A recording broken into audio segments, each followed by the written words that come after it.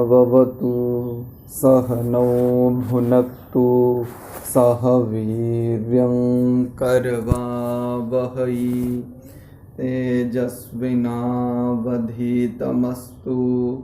मा विद्विषावहै।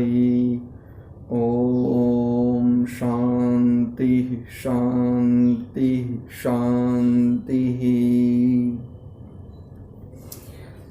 आप सभी का स्वागत है श्रीमद् भगवद गीता के दूसरे अध्याय को हम देख रहे थे। दूसरे अध्याय का हमारा स्वाध्याय चल रहा है और दूसरे अध्याय में हम 36 श्लोक तक इससे पूर्व की कक्षा में देख चुके हैं। आज हम 37वें श्लोक से आज की कक्षा को आरंभ करेंगे।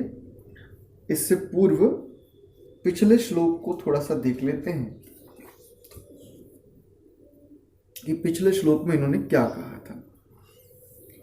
एक बता रहे थे, ऊपर से एक स्थिति आ रही थी कि यदि तुम अपने धर्म का पालन नहीं करते हो, क्योंकि जो तुम्हारा धर्म है क्षत्रिय होने के नाते, तुम्हारा कुल क्षत्रिय है, तुम्हारी माता क्षत्राणी थी, तुम्हारे पिता क्षत्रिय थे, और तो और तुमने जो योग्यता अर्जित की है वो भी क्षत्रिय ही, तुम्हारे गुरु ने भी तुम्हें जो वर्ण तुम्हारा निर्धारित किया उस रूप में भी तुम क्षत्रिय ही हो, तो तुम्हारा सबसे पहले धर्म क्षत्रिय धर्म है।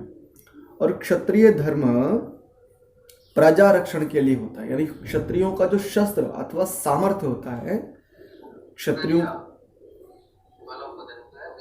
विकास जी म्यूट कर लीजिए, विकास जी कृपया म्यूट रखिए। इस बात का ध्यान रखिए आप कि अनावश्यक रूप से बीच में अनम्यूट ना हो, उससे थोड़ा व्यवधान आ जाता है। तो क्षत्रिय जो अपने सामर्थ्य को कह लीजिए, या तो समग्रता से कहें तो क्षत्रियों का सामर्थ्य, और उसको थोड़े और संकुचित शब्दों में कहें तो क्षत्रियों के जो शस्त्र होते हैं, उनका जो एक क्षात्र धर्म है, ये प्रजा के रक्षण और पालन दोनों के लिए होता है। ठीक है, तो कह रहे हैं कि यदि तुम अपने धर्म का पालन नहीं करोगे तो तुम्हें पाप लगेगा, स्वधर्म हंता हो जाओगे, तुम्हारी कीर्ति नष्ट हो जाएगी, तुम्हारे जो शत्रु लोग हैं वो तुम्हारा अपयश करेंगे, तुम्हें का पुरुष मानेंगे, कायर पुरुष मानेंगे, तुम्हें वीर नहीं मानेंगे, कुछ मिथ्या भी कहेंगे, अर्थात तुम्हारी कीर्ति को नष्ट करेंगे और तुम्हें ऐसा मानेंगे कि तुम रणछोड़ हो, रणछोड़। श्री कृष्ण जी के विषय में एक ये स्थिति आती है कि श्री कृष्ण जी को कहा जाता है रणछोड़। और रणछोड़ शब्द का अर्थ मैं स्पष्ट कर देता हूं, जो युद्ध भूमि में से पीठ दिखा करके भागता है, अर्थात क्षत्रिय है लेकिन लड़ता नहीं है, पीठ दिखा करके जो भाग जाता है उसको कहते हैं रणछोड़। और भगवान कृष्ण जी को रणछोड़ बहुत प्रचारित किया जाता है। एक मैं यूं कहूंगा कि एक प्रदेश तो पूरा का पूरा उनको रणछोड़ ही मानना चाहता है। वो समझना ही नहीं चाहते कि इन शब्दों का अर्थ क्या है, इनका महत्व क्या है। आप अपने जो अपने बड़े हैं, जो अपने आदरणीय हैं, उनको आप किस रूप में मान रहे हैं, और जिस रूप में मान रहे हैं उनके विषय में आपको जानकारी भी है क्या? भगवान कृष्ण जी ने कभी भी किसी भी युद्ध भूमि का त्याग नहीं किया। जिनके पास ऐसा शस्त्र था, ऐसा सामर्थ्य था कि सारा संसार कंपायमान होता था, महाभारत के युद्ध को यदि चाहते तो अकेले भगवान कृष्ण अकेले उसको जीत सकते थे, लेकिन उन्होंने प्रतिज्ञा की कि मैं इस युद्ध में शस्त्र नहीं उठाऊंगा इत्यादि। ऐसा हम में से आप में से अधिकांश लोग ये भी जानते हैं। तो जो ऐसा मनुष्य हो, जो ऐसा देवता हो, ऐसा जिसको हम कहें कि ऐसा जो भगवान के रूप में इतनी दिव्य सत्ता, और उनको कहें रणछोड़, तो इससे ज्यादा अपमान नहीं हो सकता। तो देखिए 36वां श्लोक था, अवाच्य वादांश बहून वदिष्यन्ति तवाहिताः तव अहिताः। तुम्हारा जो अहित चाहने वाले हैं, शत्रु लोग, तुम्हारे जो विरोधी हैं, तुम्हारे जो पक्ष में नहीं हैं, उन सबको अहिताः शब्द से तो कह रहे हैं कि वो सब क्या कहेंगे, मिथ्या शब्द कहेंगे और अवाच्य कटु शब्द और मिथ्या वचन कहेंगे। बहु यानी अनेक, वदिष्यन्ति तब तुम्हारे जो शत्रु लोग हैं। निंदः निंदन्तस्तव निंदन्तः तव सामर्थ्यम, तुम्हारे सामर्थ्य की भी निंदा होगी। ततो दुःखतरम नु किम, और किसी श्रेष्ठ पुरुष के लिए उसका जो उसकी जो कीर्ति है, उसके जो सामर्थ्य को यदि कोई इस रूप में धूमिल करता है उसके शत्रु के पक्ष से अथवा किसी भी पक्ष से जो तुम्हारे समर्थन में आए हैं, वो भी फिर तुम्हारी कीर्ति को धूमिल ही करेंगे, तो एक आदरणीय व्यक्ति के लिए तो ये मृत्यु के समान है, मृत्यु से भी अधिक दुखदायी और क्या हो सकता है। तो कह रहे हैं दुःखतरम नु किम, और इससे अधिक दुखदायी और क्या हो सकता है। आइए आगे देख लेते हैं 37वां श्लोक।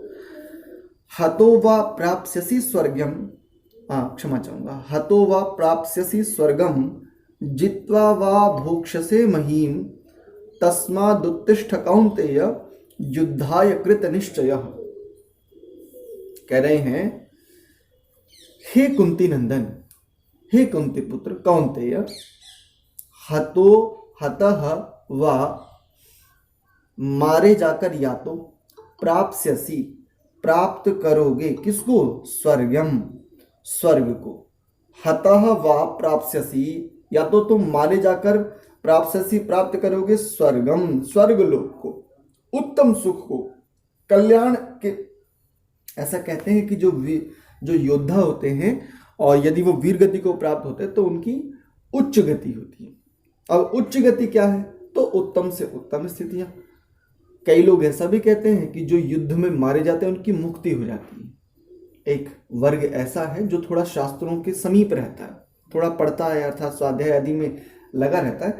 तो एक वर्ग ऐसा मानता है, और कुछ यजुर्वेद में कुछ भाष्य के बाद जो एक भावार्थ दिया है तो उसको पढ़ करके कई लोग ऐसा भी कहते हैं कि जो युद्ध करते हुए अर्थात लड़ते हुए वीरगति को प्राप्त होते हैं वो उनकी मुक्ति हो जाती है। ऐसा, ये बात ठीक नहीं है।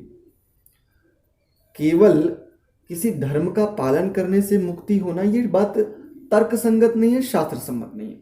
क्योंकि मुक्ति का संबंध सीधा सीधा देखें तो मुक्ति के विषय में जो दर्शन चर्चा करता है वो है योग दर्शन। और योग दर्शन सबसे पहले कहता है कि भाई मुक्ति के लिए समाधि पाद में कि सबसे पहले चित्त, और चित्त के लिए कहता है कि भाई इसकी एकाग्र भूमि और निरुद्ध भूमि, निरुद्ध भूमि चाहिए। निरुद्ध भूमि में समाधि की बात करता है, और समाधि में भी फिर दो प्रकार की समाधियों की चर्चा करता है। और जो अंतिम समाधि है उस समाधि में कहता है कि भाई जब वहां पर जाकर के संस्कार दग्ध बीज नहीं हो जाते, समस्त प्रकार के शुभाकांक्षी भी और अशुभ, यानी जिनके प्रति राग है उनसे भी और जिनके प्रति द्वेष है उनसे भी, इन दोनों के संस्कारों को दग्ध बीज नहीं कर देता। ये दग्ध बीज क्या होता है, संक्षेप में समझिए। जैसे मान लीजिए चने हैं, कच्चे चने हैं ना, और उनको आप भुनवा लीजिए, जैसे भुने हुए चने खाते हैं, तो आप कच्चे चनों को जो आपने भुनवा लिया अब ये पुनः उग नहीं सकते, कभी भी नहीं उग सकते। तो चनों को दग्ध बीज करा दिया आपने, अर्थात उनका जो बीज था ना उसी को दग्ध करा दिया, उसी को आपने वहां पर समाप्त करा दिया। अब इस स्थिति में वो कभी नहीं अंकुरित हो पाएंगे। तो संस्कारों के दोनों प्रकार के जो संस्कार, उनकी दग्ध बीज स्थिति के बाद वहां से फिर मुक्ति को मानना चाहिए। तो कई लोग उस भावार्थ को ठीक प्रकार से ना समझते, सीधा ये मानते हैं कि जो भी लड़ते हुए युद्ध करते हुए मृत्यु को प्राप्त होते हैं तो उनको मुक्ति मिल जाती है। ये बात ना तर्क संगत है और ना ही शास्त्र सम्मत। तो कह रहे हैं हतो वा प्राप्स्यसि स्वर्गम, तुम उत्तम सुख को या सुख सामग्री को प्राप्त करोगे, या मारे जाकर, या तो हतः वा, या तो मारे जाकर तुम उत्तम सुख अथवा सुख रूपी सामग्री को प्राप्त करोगे। जित्वा वा भोक्ष्यसे महीम, या जीत कर विजयी होकर, वा अथवा भोक्ष्यसे महीम। महीम शब्द से हम अर्थ लेंगे बृहद राज्य को, या विस्तार अर्थ में लेंगे इसको, पृथ्वी को। अर्थात यदि तुम विजयी हो जाते हो तो पूरी पृथ्वी का राज्य भोगोगे, ऐसा। तो क्या करो, तस्मात्, इससे या अतः, उत्तिष्ठ कौन्तेय, हे कौन्तेय उठो, युद्धाय कृत निश्चय, निश्चित ही एक दृढ़ संकल्प लो, कृत निश्चय दृढ़ संकल्प से, युद्धाय युद्ध करने के लिए, चतुर्थी विभक्ति का प्रयोग है, युद्ध करने के लिए, कृत निश्चय दृढ़ संकल्प से, उत्तिष्ठ उठो, अर्थात दृढ़ संकल्पित होकर के खड़े हो जाओ और युद्ध करो।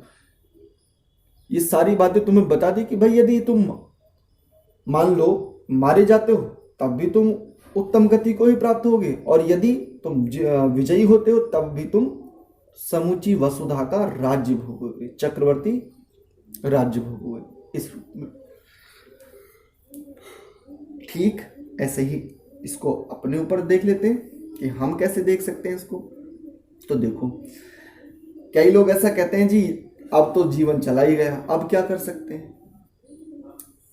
कई लोगों का ये भी आता है, आचार्य जी अब तो ना शरीर में सामर्थ्य और अब तो मन भी नहीं लगता, अब क्या करेंगे, अब कितना हो पाएगा। ऐसा कई बार हम भी अपने आप को मान लेते हैं, अरे छोड़ो अब क्या हो सकता है। किसी भी परिस्थिति से, जब हम किसी भी परिस्थिति से लड़ने की अपेक्षा के ये मान लेते ना, अरे छोड़ो अब कुछ नहीं हो सकता, जो हो गया सो हो गया, चलो अब तो फिर बाद में देखेंगे कभी। ये वाली जो बात है ना, इसके लिए आप अपने आप को ये मानिए, यदि सामर्थ्य घट गई है या बहुत थोड़ी सी बची है, तब भी यदि आप अपने किसी अशुभ स्थिति को, संस्कार को, किसी भी स्थिति को यदि हटाने का प्रयत्न कर रहे हो, सामर्थ्य भले ही कम है, और यदि उसको प्रयत्न करते, उस प्रयास में यदि यदि तुम्हारी कोई हानि भी होती है ना, यदि इसको ऐसे ले लीजिए, धावतः स्खलनम दोषो न भवति, यदि दौड़ते हुए कोई व्यक्ति गिर जाता है उसको दोष नहीं माना जाता।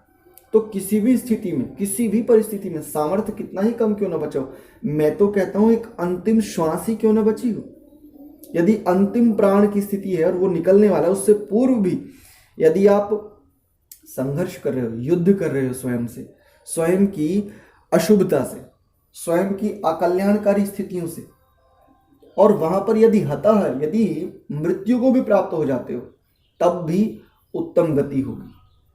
और यदि उस पर विजय प्राप्त कर लेते हो, तो देखो सामर्थ्य कम होते हुए भी आपने प्रयास किया, पुरुषार्थ से यदि आपने विजय प्राप्त कर ली, इसी जीवन में आपको स्वयं ही अपने ऊपर गर्व होगा।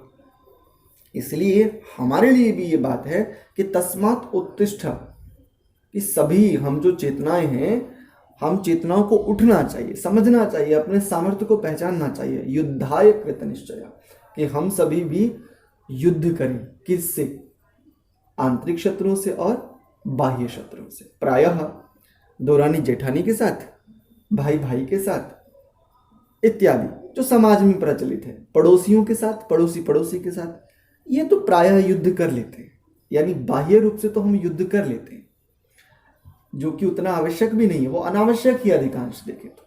किंतु जहां आवश्यक होता भी है वहां उस रूप में ले भी लें यदि उसको, तो बाह्य रूप से तो हम युद्ध करते हैं, अधिकांश लोग करते हैं, कभी ना कभी अवश्य करते हैं, यदि प्रतिदिन नहीं तो कभी ना कभी करते हैं। किंतु आंतरिक रूप से कितना करते हैं, ये बड़ा महत्वपूर्ण है, क्योंकि चेतना की अपनी स्वयं की यात्रा में, निज यात्रा में स्वयं के साथ ही युद्ध, ये बड़ा महत्वपूर्ण है। तो देखिए क्या होता है, अगला श्लोक देखिए,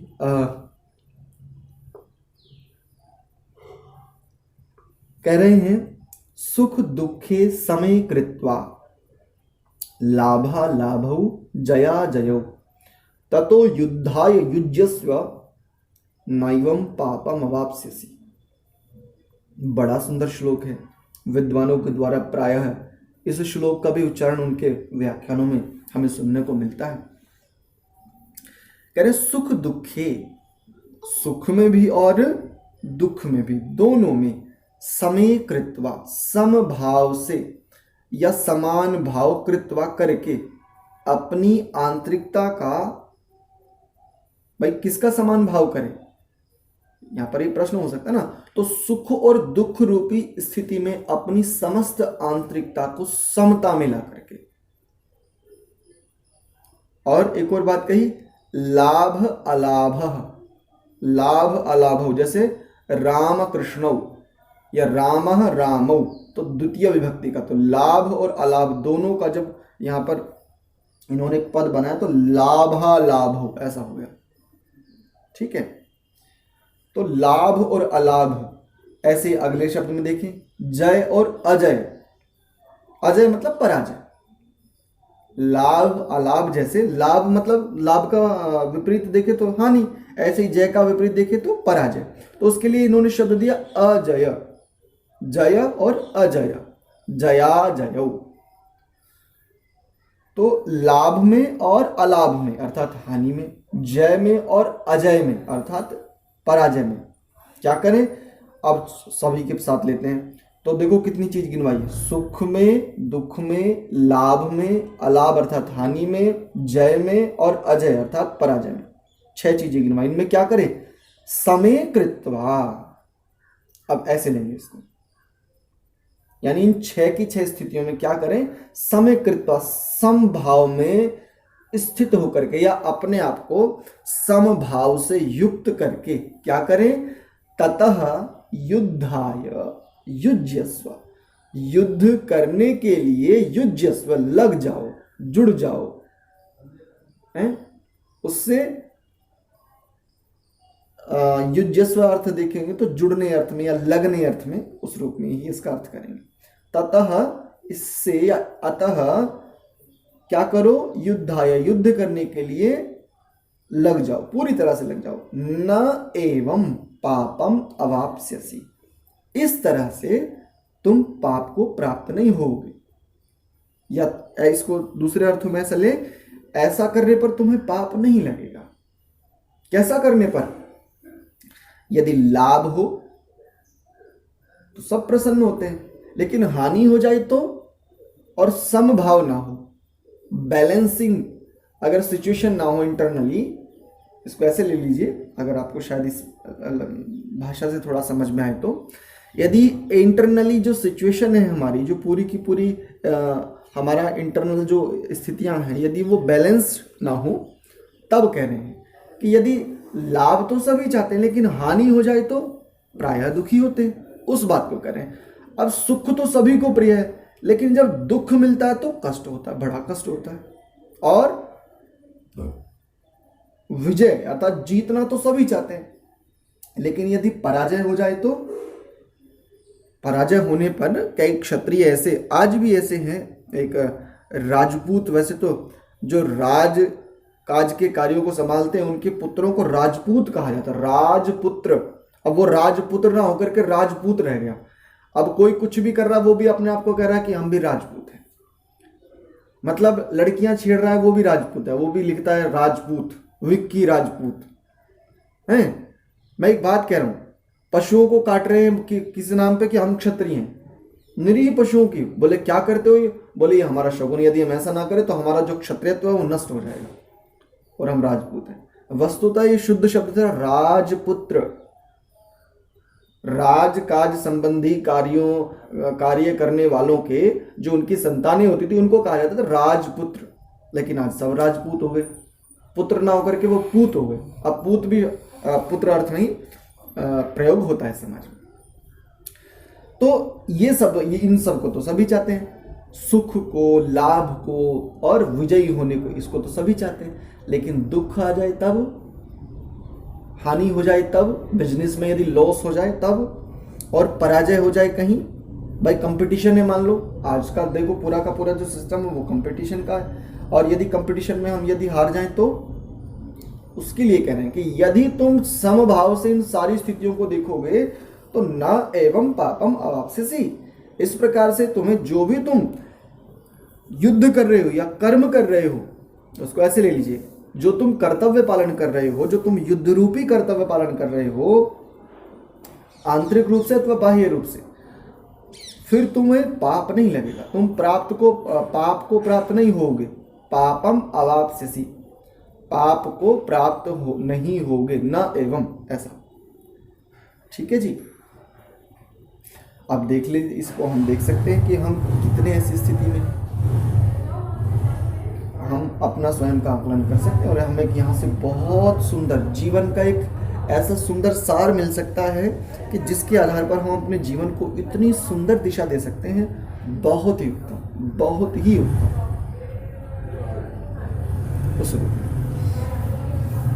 ठीक है जी, आगे ले लीजिए।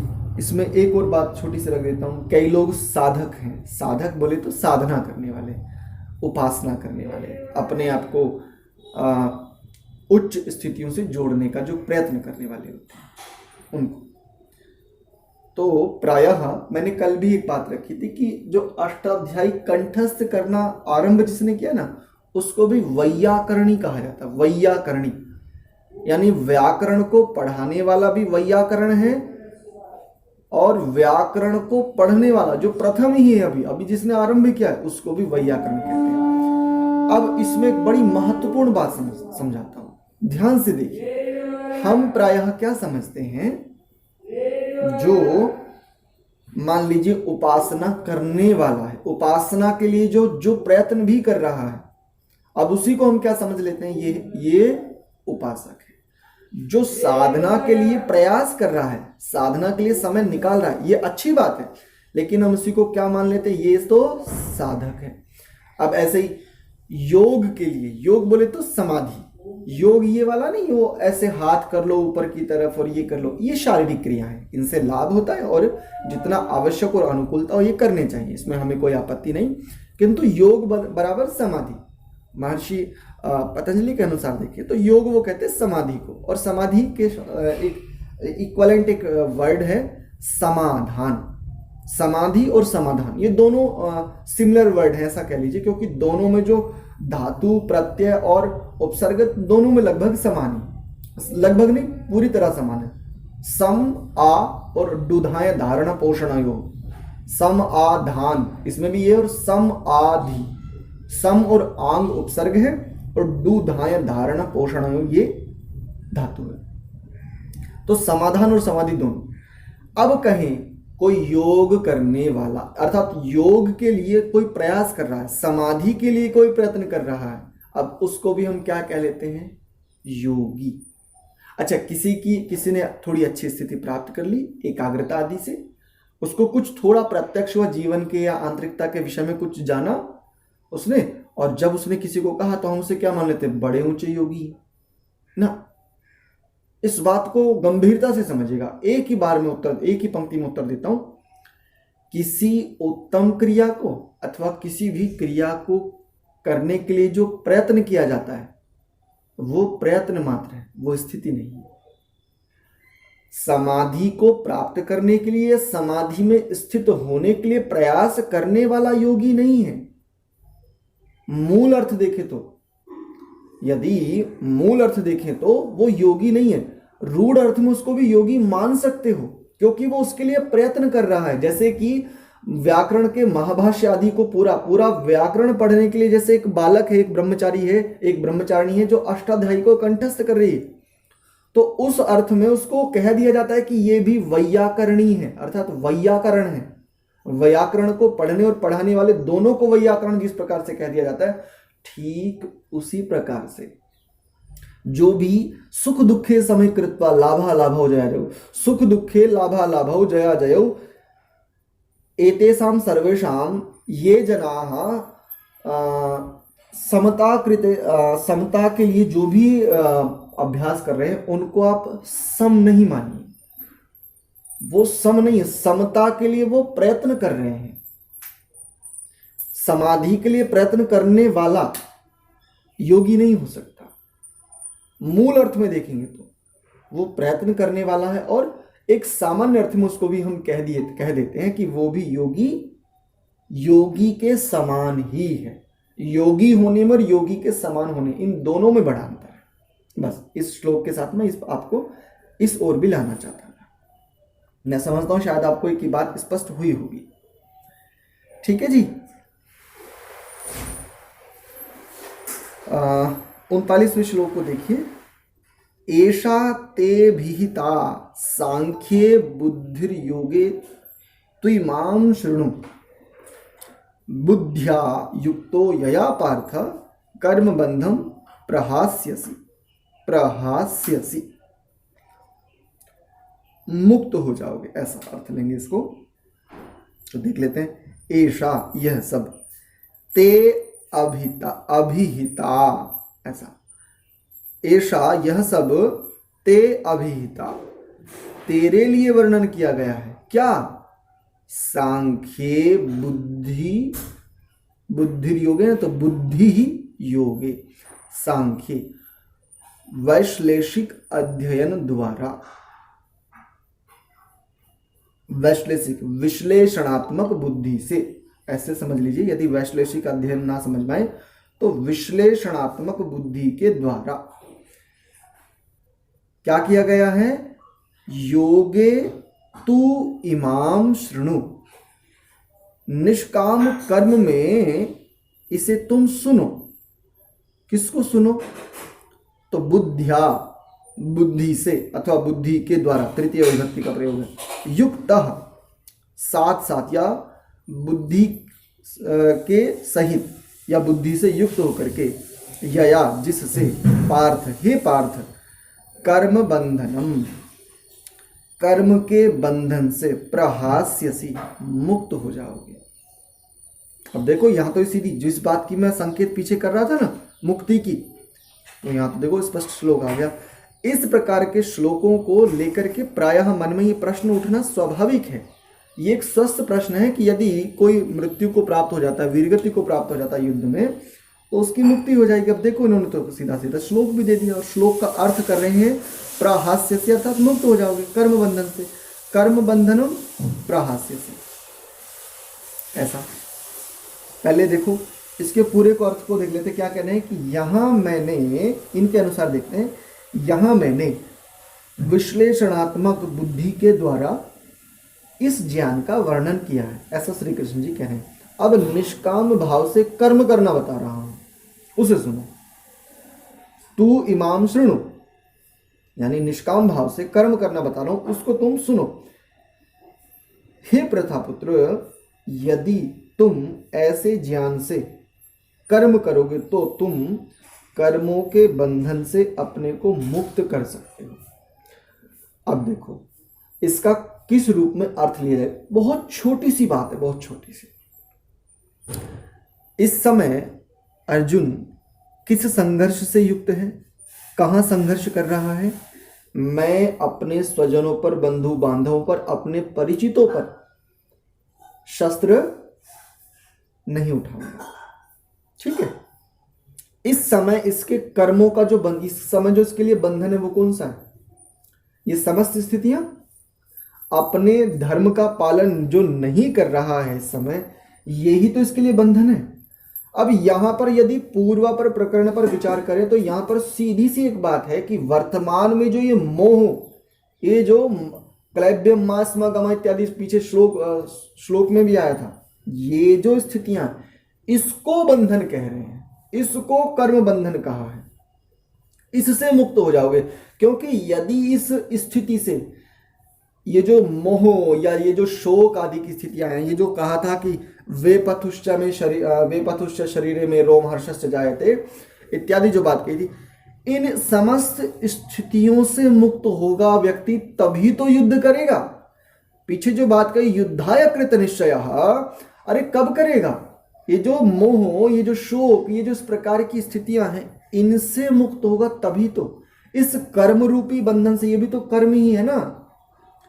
यहां पर जो ये उपस्थित हो रहा है कि मैं अपने पितामह पर बाण नहीं चलाऊंगा, मैं अपने आचार्य द्रोण पर, मेरे गुरु हैं उन पर मैं बाण नहीं चलाऊंगा, मैं अपने पितामह के पुत्रों अर्थात मेरे जो ज्येष्ठ और कनिष्ठ हैं, जो मेरे पौत्र हैं, जो मेरे पुत्र हैं, मैं इन पर बाण नहीं चलाऊंगा।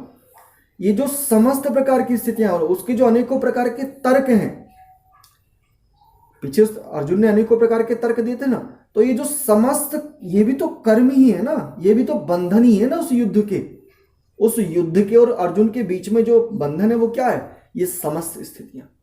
अब इन समस्त स्थितियों से मुक्त हो जाओगे, ऐसा अर्थ है यहां पर। सीधा सीधा प्रकरण को देखें यदि, सीधा स्पष्ट होता है कि यहां पर ये है, लेकिन यहां पर हम सीधा क्या लेंगे? मुक्ति, मोक्ष, सीधा अर्थ लेंगे मोक्ष।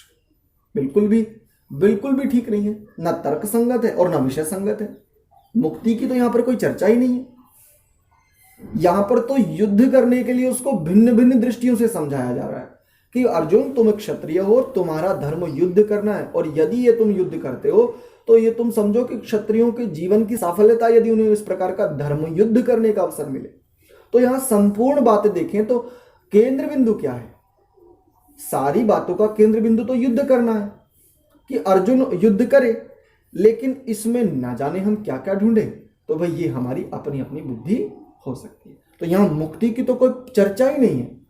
और ये बात मैं पहले भी स्पष्ट कर चुका हूं कि यदि कोई क्षत्रिय, यदि कोई वीर, यदि कोई सैनिक, आज भी जो हमारे सेना में जवान हैं, बॉर्डर पर अनेकों स्थानों पर जो प्रहरी हैं, रक्षक हैं, ये भी इनकी भी विचारों की मृत्यु होती है, ये भी वीरगति को प्राप्त होते हैं, तो ये सभी मुक्ति को चले जाएंगे? नहीं, ये बात ठीक नहीं, इसकी मैं चर्चा रख चुका।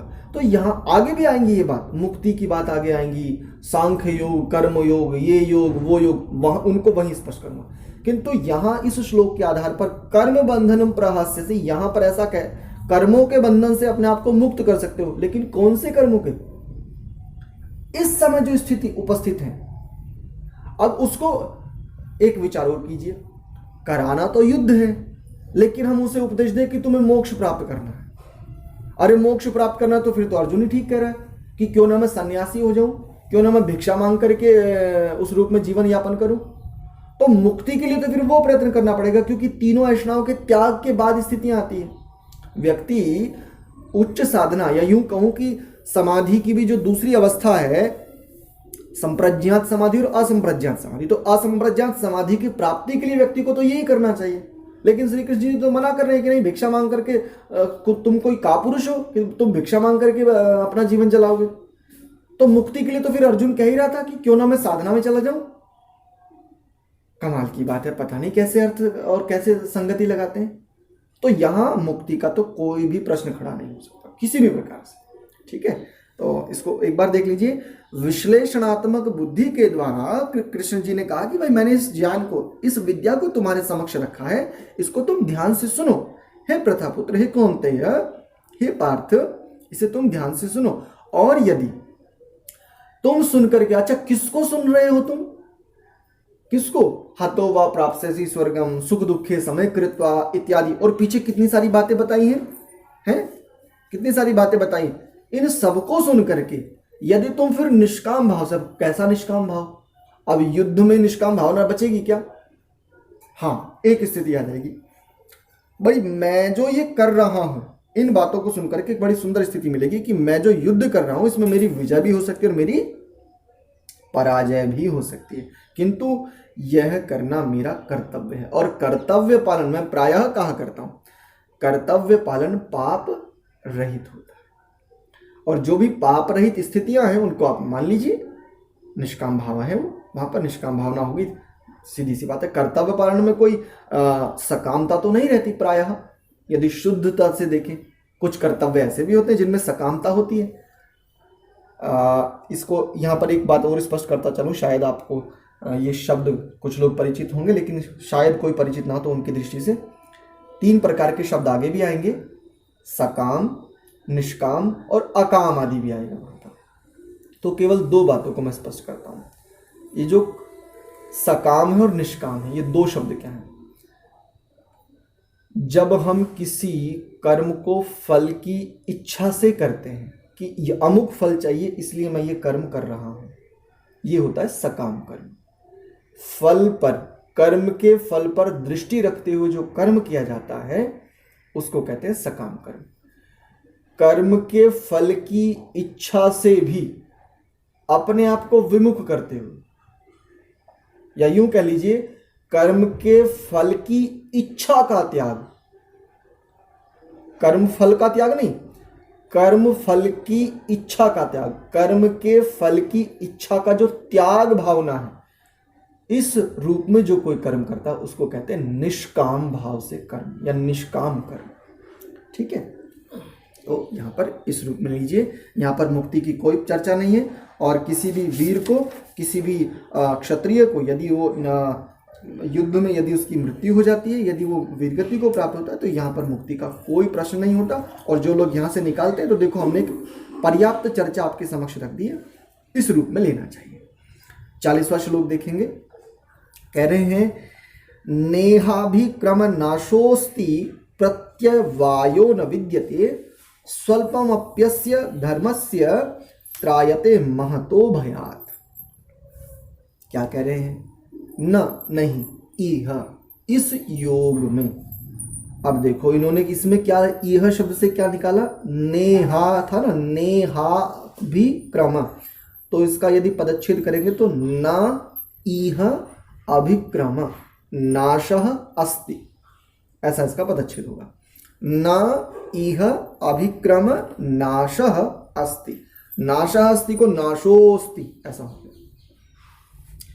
तो न इह इस योग में अभिक्रम प्रयत्न करने में, नाशः हानि, नाशा बोले तो हानि, अस्ति है किस रूप में? दूसरा देखिए, प्रत्यवायः ह्रास न विद्यते, कभी नहीं, हानि है, ह्रास कभी नहीं। अब देखो ऐसे ऐसे देखते हैं, स्वल्पम थोड़ा, अपि अस्य ऐसा, सुअल्पम अपि अस्य, तो स्वल्पम अप्यस्य इको णची लगी है हर एक स्थान पर, सुअल्पम अपि अस्य, तो इको णची लगी तीनों स्थान पर। सुअल्प का हो गया तो स्वल, और अपि अस्य में अप्यस्य, यहां पर भी इको णची, तो सुअल्पम थोड़ा, अपि भी यद्यपि, अस्य इस धर्मस्य धर्म का, त्रायते महतः भयात् धर्म का, त्रायते मुक्त करता है महान भय से। अब कुछ समझ में नहीं आया ना? शब्दों को यदि इसी प्रकार से, जिस प्रकार से श्लोक में उसी प्रकार से यदि हमने एक एक शब्द का अर्थ देखा तो कुछ बात पकड़ में नहीं कि क्या है। देखो कह रहे हैं इस प्रयास में, कौन से प्रयास में? जिसकी अभी पीछे चर्चा की कि भाई सुख दुख में यदि समान रहोगे और युद्ध में यदि हानि लाभ में, दोनों को समान समझो, तुम तो बस कर्तव्य पालन कर रहे हो, ऐसा समझ करके इस स्थिति में, इस प्रयास में न तो हानि होती है और न ही ह्रास होता है, ऐसा नहीं है। न इह अभिक्रम नाशः अस्ति और न विद्यते प्रत्यवायः अस्ति, ऐसा नहीं है। कि ऐसा इस प्रयास में, इस प्रकार से यदि तुम कर्म करोगे तो ना तो इसमें हानि होगी और ना ही ह्रास होगा, अपितु इस पथ पर की गई अल्प प्रगति भी महान भय से रक्षा कर सकती है। अब देखो यदि पिछले वाले श्लोक में मुक्ति माने तो यहां तो भय से मुक्ति की बात कर रहे हैं, भय से रक्षा की बात कर रहे हैं, तो पिछले श्लोक में मुक्ति की बात करते और फिर यहां पर फिर भय लेकर के आ गए। मुक्ति की बात करके और फिर भय की चर्चा करेंगे अगले श्लोक में, ये भी देख लीजिए। इससे भी बिल्कुल नहीं समझ में आ जाता है हमें बिल्कुल स्पष्ट कि यहाँ मुक्ति का उस रूप में बिल्कुल भी नहीं, कि यदि इस प्रकार से इस पथ पर यदि तुम इस प्रयास करते हो तो इसमें कोई हानि नहीं है, कोई ह्रास नहीं है, पतन नहीं है इसमें, और अल्प जो प्रयास है, इस अल्प सी यदि तुम छोटी सी भी यदि तुम इस ओर गति करते हो ना, तो इससे क्या होगा, जो तुम्हें ये बहुत बड़ा भय सता रहा है ना, इससे तुम्हारी रक्षा हो जाएगी, अर्थात तुम अभय हो जाओगे।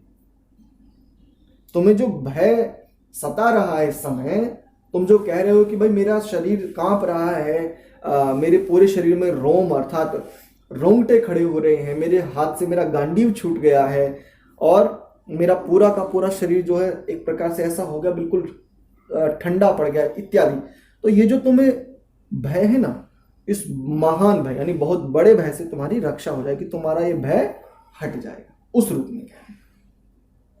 ठीक है जी, तो 41वें श्लोक को देख लेते हैं।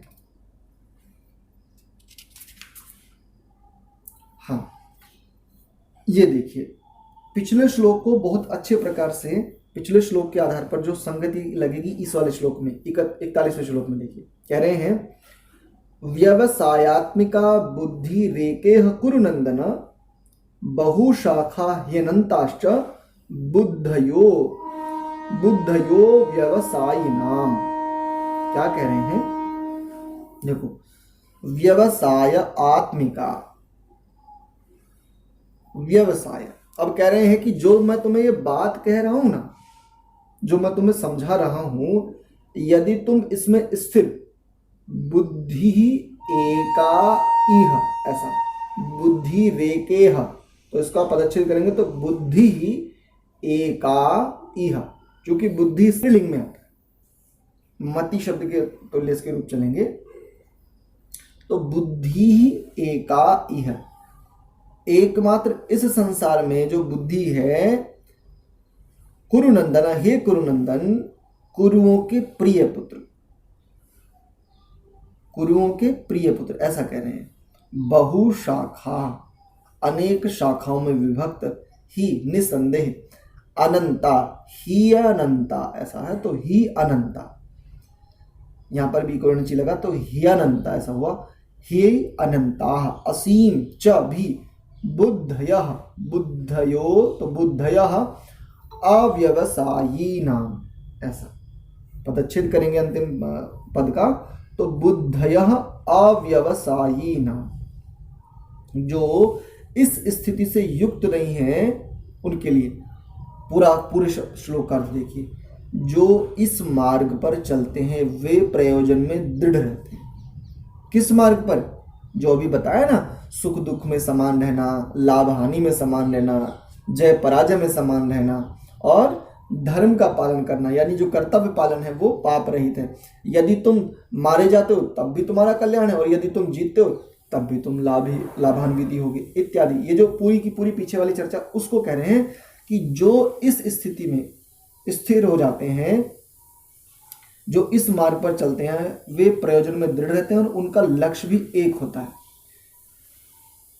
हे कुरुनंदन, जो दृढ़ प्रतिज्ञ नहीं है उनकी बुद्धि अनेक शाखाओं में विभक्त रहती है, ऐसा कह रहे हैं। अब देखिए, जो दृढ़ प्रतिज्ञ होते हैं उनकी जो बुद्धि है वो अनेक शाखाओं में विभक्त हो जाती है। अब ये कुरुनंदन किसको कहा जा रहा है? यदि देखेंगे तो यहां पर कुरुनंदन तो किसको कहना चाहिए? कौरवों का पुत्र। तो कौरवों का पुत्र कौन है भाई? दुर्योधन आदि। लेकिन यहां पर कुरुनंदन कहा है, तो ये किसके लिए? यहां पर एक प्रश्न आ सकता है ना कि भाई ये जो कुरुनंदन कहा है, तो प्रकरण और चर्चा तो अर्जुन और उनके बीच चल रही है, तो यहां पर कुरुनंदन किसके लिए कहा, उस रूप में ले सकते हैं। तो कौरवों में यदि ऐसे देखें तो कौरव किनके पुत्र हैं? कौरवों में भी सबसे अधिक प्रिय हैं अर्जुन को। कौरवों में भी जितने भी ये लोग थे उनमें अर्जुन को बहुत प्रिय मानते थे। धृतराष्ट्र, गांधारी, ये सभी लोग इनके ये चहेते, बहुत चहेते थे। पितामह भीष्म, भाई ये भी तो कौरवों की ओर से युद्ध कर रहे हैं। तो इन सबके कुरुनंदन, जैसे पितामह भीष्म अर्जुन को वत्स, पुत्र इत्यादि शब्दों से संबोधित करते थे, और अर्जुन उनको बड़े प्रेम से कहते थे तात, ऐसा। अर्जुन भी कहते थे पितामह भीष्म को भी, और कई बार कृष्ण को भी कहते। तात एक शब्द है, पिता के लिए प्रयोग किया जाता है वस्तुतः, तो उस रूप में ले सकते हैं इसको। तो कुरुनंदन से यहां पर लेंगे कि भाई कौरवों के भी प्रिय हैं, क्योंकि पितामह भीष्म ने भी एक बात कही थी कि मैं अर्जुन पर बाण नहीं चलाऊंगा, भाई मैं पांडवों का वध नहीं करूंगा। एक बात आई थी ना कि भाई मैं पांडवों का वध नहीं करूंगा, युद्ध में जरूर करूंगा, और पांडवों के 10,000 सैनिक भी मानूंगा। ये केवल अकेले पितामह भीष्म ने कहा था कि ठीक है मैं तुम्हारा प्रधान सेनापति बनना स्वीकार कर लेता हूं, लेकिन मैं पांडवों का वध नहीं करूंगा। ये तो जो इस प्रकार से इस प्रयोजन में दृढ़ता, यानी जो अपने कर्तव्य पालन के प्रति दृढ़ प्रतिज्ञ हो जाते हैं, वो कैसे होते हैं? उनका लक्ष्य बिल्कुल फिर निर्धारित है, और वो प्रगति उन्नति को ही प्राप्त होते हैं, उनका पतन नहीं होता। इसको इस रूप में आप समझ सकते हैं, ठीक है। और जो दृढ़ प्रतिज्ञा नहीं करते, या जो जिनकी प्रतिज्ञा दृढ़ नहीं है, जिनका जो श्रद्धा है, जिनका जो विश्वास है, यदि वो थोड़ा भी कमजोर पड़ा है, तो फिर क्या होता है? वो सफल नहीं हो पाते, वो अपने लक्ष्य की ओर बढ़ नहीं पाते। वो क्या हो जाते हैं? उनका सारा का सारा सामर्थ्य बिखर जाता है, कभी कहीं कभी कहीं कभी कहीं, उस रूप में इसका अर्थ लेंगे सीधा सीधा। अब देखो, जैसे एक बात कही जाती है, इसमें वैसे एक और यहां पर स्पष्ट करूंगा, एक बात कही जाती है कि श्रद्धा या विश्वास, जैसे मैंने भी कहा अभी, तो श्रद्धा किसका नाम है? सत्य को धारण करने की इच्छा का नाम होता है श्रद्धा। श्रद्धा कोई ऐसे थोड़ी है कि जैसे मान लो एक माँ है और माता का पुत्र मान लीजिए उसने आर्मी ज्वाइन कर ली और वो घर आया काफी दिनों के बाद छुट्टी लेकर के, अब पुनः जा रहा है अपने वहां फिर से उसको ज्वाइन करना, तो माता अब बड़ी भावना के वशीभूत होकर के बड़ा विलाप करती है और वो क्या कहती है पुत्र को कि तू मत जा, रुक जा और रुक जा थोड़ा, या मत जा, ऐसा कहती है। तो हम क्या मानते हैं? देखो ये माँ की श्रद्धा है, बात तो सही है सीधे सीधे अगर देखें तो मोटा मोटा, लेकिन श्रद्धा वास्तव में किसको कहते हैं? सत्य को धारण करने की इच्छा का नाम है श्रद्धा। और सत्य को धारण करने की जब तक इच्छा नहीं होती तब तक विश्वास नहीं आता। विश्वास कब होता है? अब देखो, एक इसको ऐसे लो, मैं कहूं कि जो मैं कह रहा हूं वो सब सत्य है, श्रद्धा बनेगी? नहीं, श्रद्धा बनती कब है? तब बनती है कि जब हमें पहले ये निश्चय हो, या हमारी बुद्धि वहां पर आकर के कार्य करना शुरू करे, या हमारी बुद्धि वहां पर आकर के देखना शुरू करे जहां से हमें पहले ये बोध हो कि ये सत्य है और ये असत्य है। और ये सत्य है और ये असत्य है, जब हमें ये दिखने लगेगा तो सत्य के प्रति हमारा झुकाव होगा। और ये जो सत्य के प्रति झुकाव है ना, इसी को कहते हैं सत्य को धारण करने की इच्छा। यहां पर जो इच्छा जागृत हो रही है इसको कहते हैं श्रद्धा। और फिर उसके बाद जब आप इसको धारण करते जाते हैं, जब ये श्रद्धा आपकी बढ़ती जाती है, वहां से जन्म होता है विश्वास का। इसको अपने सगे संबंधी और जो आपके संबंध हैं उनमें भी घटा सकते हो, जीवन में घटा सकते हो, किसी भी रूप में घटा सकते हो, अपनी निज उन्नति में भी घटा सकते हो कि श्रद्धा या विश्वास। कई बार कहते हैं ना कि रिश्तों में अब श्रद्धा नहीं रही, संबंधों में अब पहले जैसा विश्वास नहीं रहा। तो विश्वास क्यों नहीं रहा उसको तो समझो, श्रद्धा क्यों नहीं रही उसको तो समझो इस रूप में। तो प्रतिज्ञा, और प्रतिज्ञा में दृढ़ प्रतिज्ञा कब कर पाता है व्यक्ति? जब उसकी श्रद्धा हो और श्रद्धा पूर्वक उसमें एक विश्वास आ जाए। अब हाँ, ये बात सही है, 2 और 2 4 ही होते हैं। बच्चे को तो रटाया गया शुरू में, छोटे नन्हे शिशु को माता रटाती है ना, बेटा 2 और 2 4, 2 + 2 = 4, 2 + 2 = 4। लेकिन जब वो थोड़ा बड़ा होगा और अपने विवेक से देखेगा कि 2 और 2 4 क्यों, 2 और 2 27 क्यों नहीं। हालांकि ऐसा प्रश्न कभी कोई करता नहीं, किंतु अपनी तो शैली है, सनातन तो खड़ा ही इस पर है कि जहां पर क्यों, क्या, कैसे, इसके बिना तो कोई किसी भी रूप में गति नहीं हो सकती। श्रद्धा आ ही नहीं सकती जब तक क्यों, क्या, कैसे को ना लेकर के आएगा। ठीक है, तो इस चीज को लेकर के जो समाज में बड़ा ये चलता है कि भाई ये हो गया, ये खटास आ गई, ये हो गया, तो श्रद्धा आती है यहां से, विश्वास बनता है यहां से, और दृढ़ प्रतिज्ञाएं, दृढ़ संकल्प व्यक्ति तभी ले पाता है श्रद्धा पूर्वक और विश्वास हो जाने पर। हाँ, मैंने ये जान लिया और जान करके मुझे ये विश्वास भी होगा कि ये ही सत्य है, तब व्यक्ति दृढ़ प्रतिज्ञा अथवा दृढ़ संकल्प कर पाता है। ठीक है, तो आज 41 श्लोक तक ही रखते हैं, आगे के श्लोकों को हम अगली कक्षा में देखेंगे।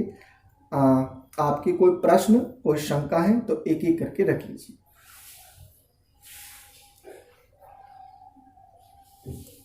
जी, किसी का कोई प्रश्न, कोई शंका?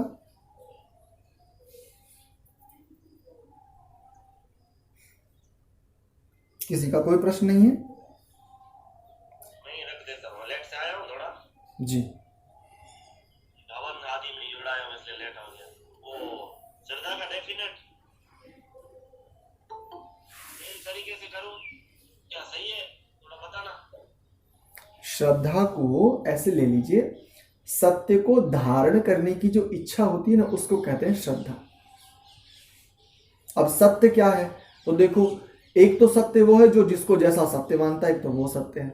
लेकिन सत्य की परिभाषा को यदि दर्शनों से पूछोगे जाकर के, तो जो अपरिवर्तनशील हो, जो अविकारी हो और जो अजन्मा हो, या इसको एक शब्द कहूं तो जो शाश्वत हो, नित्य हो, अनादि हो, सनातन, ऐसा जो सत्य, सत्य बदलता नहीं है।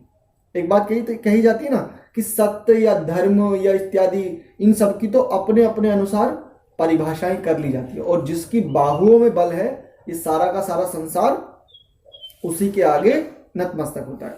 किंतु ये सत्य नहीं हो सकता। यदि सत्य बदल रहा है तो वो फिर सत्य नहीं है।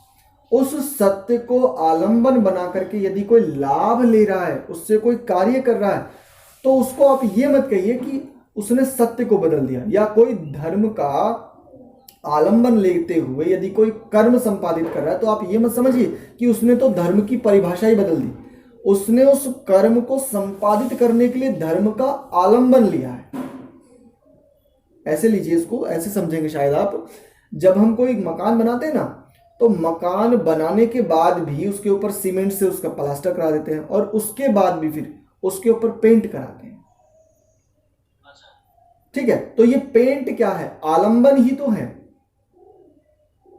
ये पेंट जो एक आलंबन है, क्या कहें का? मकान की रक्षा का और मकान की सुंदरता का, उसको आकर्षक बनाने के लिए इस रूप में। तो उसने भी धर्म को उस रूप में आलंबन बनाया है। तो श्रद्धा मतलब सत्य को धारण करने की, और सत्य के लिए मैंने बता ही दिया। इस विषय में दर्शन ऐसा कहते हैं कि जो अविकारी हो, अविनाशी हो, अजन्मा हो, नित्य हो, अनादि हो, शाश्वत हो, सनातन हो, इत्यादि अनेकों बातें कही जा सकती हैं इसमें। तो ऐसे सत्य को धारण करना कब इच्छा होगी? जब ऐसा सत्य उसे पता चले। ठीक है दिगंत?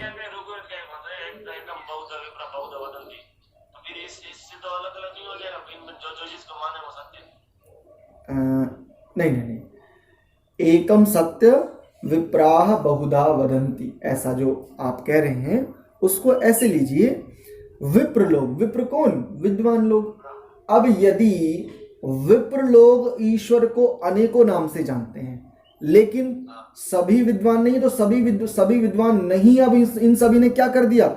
यदि विद्वान है, जो विद्वान है वास्तव में जो विद्या को ठीक ठीक जानता है, वो जानता है कि ईश्वर एक है, और जितना भी और कुछ है, गणेश है, सरस्वती है, महादेव है, शंकर है, गणपति है, जो भी कुछ है, परमात्मा है, ईश्वर है, भगवान है, ये सब परमात्मा के ही नाम हैं। लेकिन अन्य लोगों ने, कुछ लोगों ने क्या किया? अलग अलग जितने जितने नाम, उतनी उतनी उन्होंने कल्पनाएं करके, और उनको भी किस रूप में ले लिया? उनको भी मूर्त रूप में ले लिया। तो ये क्या है? ये उस वाली स्थिति को इस रूप में समझिए कि भाई वो फिर विद्या थोड़ी है उनके पास, और यदि विद्या है तो वो इतने अधःपतन को प्राप्त हैं, ऐसी उनकी गंभीर स्थिति है कि वो निकृष्ट स्वार्थ को छोड़ना नहीं चाहते। एक मनुष्य जीवन में इतना कुकर्म करना चाहते हैं, वो इतने उसमें लगे हुए हैं कि एक जीवन को वो अंतिम माने, जबकि ना जाने कितने जीवनों की वासनाएं, कितने जीवनों के संस्कार है जिनसे हमें पार जाना है, जिनसे हमें संपूर्ण रिक्त होना है। इस पर उनका ध्यान ही नहीं है। बस कोई मठ है, कोई मंदिर है, कोई इस रूप में, यानी वो केवल उसी को अंतिम माने बैठे। किंतु ऐसे ऐसे शंकराचार्य, ऐसे ऐसे मठाधीश, जब उनकी अंतिम अवस्था रही, तो उनके उपदेशों को या उनके कहे गए अंतिम वचनों को यदि हम देखते हैं, तो हमें एक बड़ा सटीक समाधान मिलता है। वो ये कहते हैं कि मैंने जो भी किया ये स्वार्थ के वशीभूत होकर के किया, लेकिन अपने शिष्यों को या अपने जो उनके प्रति थोड़े श्रद्धालु होते हैं, उनको एक बात कहते हैं कि यदि संभव हो सके तो ये केवल साधन के रूप में था, और ये एक ऐसा साधन है जो आपको उलझा देता है। क्योंकि यदि जड़ वस्तुओं का संग करता है आत्मा, तो उसमें जड़ता आती है। क्यों? तो देखो एक सिद्धांत प्रस्तुत करता हूं। यन मनसा ध्यायति तद वाचा वदति, यद वाचा वदति तद कर्मणा करोति, यत कर्मणा करोति तद अभिसंपद्यते। जीव जैसा, जीव बोले तो आत्मा, जैसा यन मनसा ध्यायति, जैसा मन से ध्यान करता है, विचार करता है, तद वाचा वदति, वैसा फिर वाणी से कहता है। यद वाचा वदति, जो वाणी से कहता है, यद वाचा वदति तत् कर्मणा करोति, फिर वैसा ही कर्म करता है। और यत कर्मणा करोति, फिर जब वैसा कर्म करता है तो तद अभिसंपद्यते, उसकी वैसी ही प्रवृत्ति बनती चली जाती है। यदि मान लो कोई थोड़ा थोड़ा झूठ बोल रहा है ना, तो वो फिर उसकी प्रवृत्ति बनती चली जाएगी, वो फिर आगे और बड़ा झूठ, और बड़ा झूठ, और बड़ा झूठ, इस प्रकार से बोलता चला जाएगा। ठीक है जी। हाँ, इसमें एक और मैं अपनी ओर से शंका स्पष्ट कर देता हूँ, शायद आप लोग कक्षा में सक्रिय नहीं है, मैं आपसे यही निवेदन करूंगा कि कक्षा में पूरी तरह सक्रिय रहिए। इतने सारे सिद्धांत मैंने रखे हैं और मुझे स्वयं वहां पर लगा कि यहाँ पर ये शंका आएगी, लेकिन आपका किसी का भी एक भी प्रश्न नहीं है। अस्तु, कोई बात नहीं। तो मैं यहाँ पर एक बात स्पष्ट करता हूँ अपनी ओर से, ये जो जिस पुस्तक से मैं पढ़ा रहा हूँ, स्कोन वालों की है, जो भक्ति वेदांत करके हैं इनकी, तो इसमें एक यहाँ पर एक बात आई है व्यवसाय आत्मिका। इनमें इसका अर्थ इन्होंने किया कृष्ण भावनामृत में स्थिर, ये ऐसा अर्थ करें, क्योंकि कृष्ण को वो उस रूप में ले रहे हैं। तो मैंने इसका अर्थ, मैंने कृष्ण भावना तो कहीं पर कहा ही नहीं, और अव्यवसायी नाम जो कृष्ण भावनामृत में नहीं है उनकी, मैंने कृष्ण भावना को कहीं पर लिया। मैंने क्या कहा, अब देखो ये लोग ना जाने यहां से कृष्ण कैसे ले आए हैं, बात तो विद्या की हो रही है। अब मान लीजिए एक वेद मंत्र आता है कि इस भूमि को मैं आर्यों को देता हूं। अब इस वचन को मान लीजिए वेदांग जी कहें, या प्रीति जी कहें, या रामनिवास जी कहें, या वेद खोकर जी कहें, देवांग जी कहें, या मान लीजिए अन्य कोई भी कहें, तो क्या उनके कहने से क्या फिर ये कहा जाए कि उनकी बातों में स्थिर नहीं है? अरे कहने वाला तो वक्ता है। समस्या क्या है? समस्या ये है इन लोगों की, ना जाने कैसे अर्थ का अनर्थ करते हैं। मैंने पिछले दिनों भी एक छोटी सी बात साझा की थी स्टेटस पर कि लोग साध्य को साधने के लिए साधन की आवश्यकता होती है, लेकिन साधन को अंतिम मान लेते हैं। तो गुरु भी साधन है, साध्य नहीं है। गुरु भी साध्य तक पहुंचाने के लिए गुरु भी एक साधन ही है। ये एक बहुत उच्च साधन है, बहुत आदरणीय है। जो आचार्य है, गुरु है, अध्यापक है, आपको जो एक दिशा दे रहा है, एक दृष्टि प्रदान कर रहा है, ये भी साधन है, बहुत उच्च है, ये बिल्कुल स्वीकार करते हैं। लेकिन इससे भी चिपकी मत। समस्या क्या होती है, मैं उस आचार्य जी से पढ़ा हूं तो मैं अब उन्हीं का हूं। कोई भी सत्य सिद्धांत तब तक सत्य नहीं हो सकता जब तक मेरे गुरु जी ना कहें। समस्या यहां से आरंभ होती है कि जब तक परमात्मा निराकार है, वो इसलिए निराकार नहीं है कि परमात्मा निराकार है। परमात्मा निराकार तब तक नहीं जब तक मेरे गुरु जी ना कह दें, तब तक जब तक मेरे आचार्य जी ना कह दें। हाँ, अगर मेरे आचार्य जी ने परमात्मा को निराकार कह दिया तो अब परमात्मा निराकार हो गया। अर्थात जब हम मनुष्यों से जुड़ते हैं, जब हम अपने गुरुओं से जुड़ते हैं, तब समस्या होती है। मनुष्यों से मत जुड़िए। इसीलिए मैंने कहा था पिछले दिनों भी एक बात, अभी कल परसों भी, कि मैं चेतना की चिकित्सा के विषय में कहता हूं। लोग अपना देह लेकर के मेरे पास आ जाते हैं। अरे आप मुझसे मत जुड़िए, सिद्धांतों से जुड़िए। मेरे पास जो दृष्टि है उससे जुड़िए, उसको लीजिए। मेरे पास जो विद्या है उससे जुड़िए। तो यहां पर जो ये कृष्ण भावना वाली जो बात है ना, ये मनुष्य से जुड़ रहे हैं वस्तुतः। अरे वो कहने वाला वक्ता है, जो भगवान कृष्ण है वो वक्ता है, वो बखान कर रहे हैं, वो विद्या को दे रहे हैं, वो प्रदान कर रहे हैं। उस समय वो एक आचार्य की भूमिका में, वो उस समय एक पथ प्रदर्शक की भूमिका में, वो एक गुरु की भूमिका में, वो एक दृष्टि प्रदान करने वाले हैं। अब इसी को अब उन्हीं से चिपक गए। बताओ, कृष्ण भावनामृत, बताओ इस श्लोक में कहां तो कृष्ण शब्द आया है, कहां ऐसी बात आई है? कमाल की बात है। तो समस्या यहां से खड़ी होती है संसार में कि जब लोग गुरुओं से चिपकते हैं, गुरुओं से लाभ लीजिए। गुरु आपको दिशा देने के लिए है। गुरु के केवल गुरु को अंतिम मत मानिए। मैं ये नहीं कह रहा हूं कि गुरुओं की उपेक्षा कीजिए, गुरु को अनादर कीजिए। आचार्य, गुरु, अध्यापक आदि जो है इनका आदर करना चाहिए, किंतु केवल इन्हीं को, यानी उस किसी भी सिद्धांत को, सत्य सिद्धांत को मैं सत्य तब तक नहीं मानूंगा जब तक मेरे गुरु जी ना बताएं। जैसे मैंने अभी एक बात कहा कि परमात्मा सर्वज्ञ है। वो सर्वज्ञ है इसलिए सर्वज्ञ नहीं है, लेकिन मेरे गुरु जी ने कहा इसलिए सर्वज्ञ है। ठीक ऐसे विद्या, सत्य विद्या कल्याणकारी होती है। सत्य विद्या से कल्याण होता ये इसलिए सत्य नहीं है कि होता है, ये तब तक सत्य नहीं हो सकता जब तक मेरे वाले आचार्य जी ने बता दें। तो ठीक यहां पर ये जो कृष्ण भावना अमृत में स्थिर बात है और जो कृष्ण भावना अमृत में नहीं है, ये जो दोनों बात है उसको ऐसे लीजिए। वक्ता से, मनुष्य से जुड़ रहे हैं, वह कहने वाले से जुड़ रहे हैं, कहने वाले की बात से जुड़ना है। ये है सार, ये है वास्तव में आचार्यत्व, जिसको मेरे एक मित्र हैं आचार्य प्रशांत जी, तो वो एक बात कहते हैं, प्रायः बड़ी सुंदर बात लगती है उनकी मुझे, कि गुरु तो वो है, आचार्य तो वो है जो आपको प्रकाशित करे, प्रभावित तो वेश्या भी कर लेती है। तो ठीक ऐसे ही है, गुरु के ज्ञान से जुड़िए, गुरु की विद्या से जुड़िए, गुरु की दृष्टि लीजिए, गुरु से मत चिपकिए। और गुरु से चिपक करके कई बार आपस में झगड़ पड़ते हैं। कमाल की बात है, अगर देखें इसको ऐसे लीजिए, मैं 1 मिनट और आपको लूंगा बस। वैदिक सिद्धांतों को जानने मानने वाले, जितना बड़ा झगड़ा इन वैदिक सिद्धांतों को जानने मानने वालों में है ना, सब में, अधिकांश में, इतना तो उनमें भी नहीं जो वैदिक सिद्धांतों के समीप भी नहीं, उनमें भी नहीं। और जानते हो झगड़े का मूल कारण, बहुत बड़ी बात कह रहा हूं इसमें, जो कहा ना व्यवसायत्मिका बुद्धि, तो बिल्कुल व्यवसायत्मिका बुद्धि से ही इस बात को कह रहा हूं, विश्लेषणात्मक बुद्धि से कह रहा हूं। आज वैदिक सिद्धांतों को, वेद के दर्शनों के सिद्धांतों को, आर्ष सिद्धांतों को जानने मानने वालों में आपस में जितने झगड़े हैं ना, उतने तो जो बिल्कुल भी नहीं जानते उनमें भी नहीं, जो बिल्कुल अज्ञानी या अविद्या में पड़े हुए हैं, जो अनेकों प्रकार के कुकर्म भी करें ना, उनमें भी इतने झगड़े नहीं। कारण जानते हो क्या है? कारण यही है, ये सब लोग वेद के सिद्धांतों से नहीं जुड़े, दर्शनों के सिद्धांतों से नहीं जुड़े, ये अपने अपने आचार्यों से जुड़े। योग दर्शन किससे पढ़ा? मैंने इससे पढ़ा। अब योग दर्शन में क्या कहा है इस पर ये महत्वपूर्ण नहीं है, इस पर इसकी दृष्टि नहीं है, लेकिन किस से पढ़ा और उसने क्या कहा है, उस आचार्य ने क्या कहा है। अब उस आचार्य ने क्या कहा इस पर भी नहीं है ये, यदि ये इस पर भी रह जाए तो भी ये गति कर सकता है, तो भी ये वैमनस्य आदि हट सकते हैं। लेकिन समस्या क्या है, ये अपने आचार्य से चिपक गया। आए थे, चलो जो पोस्ट डाली थी उसको दोहरा देता हूं, आए थे साध्य को साधने के लिए, साधन को ही साध्य मान बैठे। ये पिछले दिनों एक बार साझा किया था।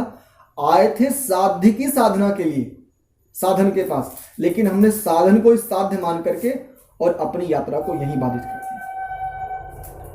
तो इन सिद्धांतों के जानने मानने वालों में भी जो ये समस्या, इसका ठीक समाधान यही हो सकता है, जितना मैं अपनी बुद्धि से देख पाता हूं, परमात्मा की कृपा से, कि आप सिद्धांतों से जुड़िए, सिद्धांती से नहीं। आप उसके गुणों से जुड़िए, गुणी से नहीं, क्योंकि गुणी का जो सामर्थ्य है वो गुण ही तो है, और आपने गुण ही ले लिए तो उसका सामर्थ्य सफल हुआ।